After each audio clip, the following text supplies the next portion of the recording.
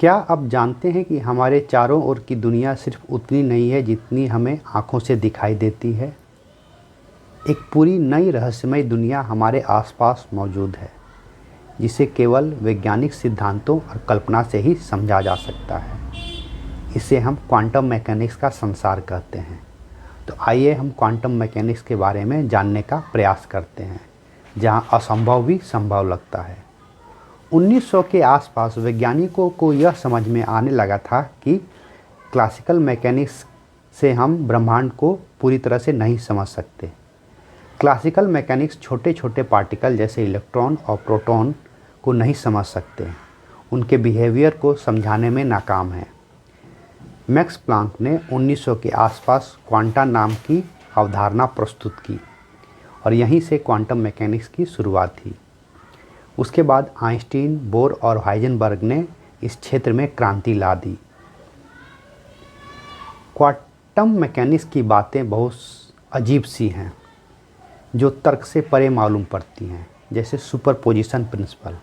इस प्रिंसिपल में एक कण कई जगह पर एक साथ ही मौजूद हो सकता है। कल्पना कीजिए कि एक गेंद एक ही समय में दो अलग अलग जगहों पर हो सकती है। यह सुनने में अजीब लगता है, लेकिन पार्टिकल्स के लिए यह संभव है। उसी तरह एक दूसरा सिद्धांत है अनसर्टेनिटी प्रिंसिपल, अनिश्चितता का सिद्धांत। यह सिद्धांत यह बताता है कि कोई भी पार्टिकल का पोजीशन और वेलोसिटी दोनों को एक साथ मापना संभव नहीं है। यह सिद्धांत हमारे समझने की सीमाओं को ही चुनौती दे देता है। और एक और रहस्यमय घटना है क्वांटम इंटेंगलमेंट। इसमें दो पार्टिकल चाहे कितनी दूरी पर क्यों ना हो, एक दूसरे को प्रभावित कर सकते हैं। आइंस्टीन ने इसे ही भूतिया क्रिया कहा था। क्वांटम मैकेनिक्स केवल प्रयोगशालाओं तक सीमित नहीं है, केवल किताबों में सीमित नहीं है। इसने हमारे रोज़मर्रा की ज़िंदगी में क्रांति ला दी है।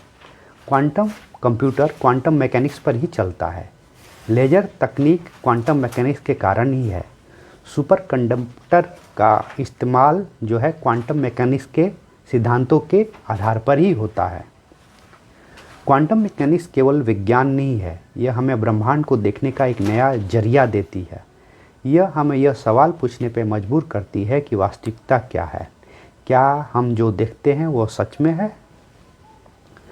क्वांटम मैकेनिक्स एक अद्भुत और रहस्यमय विज्ञान है जो हमें ब्रह्मांड के मूल स्वरूप को समझने में मदद करती है।